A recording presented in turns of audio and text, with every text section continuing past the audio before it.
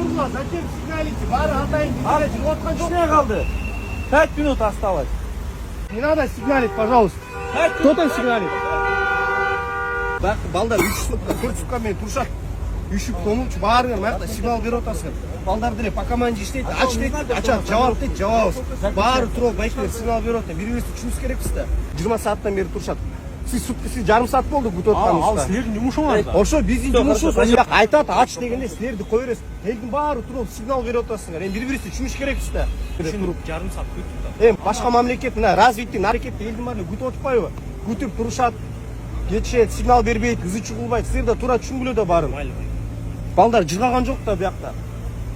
Все, разворачивайтесь. Вы уже час стоите. Сотрудник милиции и гражданской лица, мы должны друг друга понимать. Тогда будет порядок. Вы же и тогда сказали, будет вы уважение. самыми первыми нас отпустите, правильно? Мы не можем вас отпустить, мы по команде только отпускаем. Ну вы же сказали, Вы когда все тут подходили, вы стоите, сказали самые сигналите, первые. да? И говорите, каждый водитель говорит, я домой спешу. Мы 3 суток дома не были, мы тоже спешим.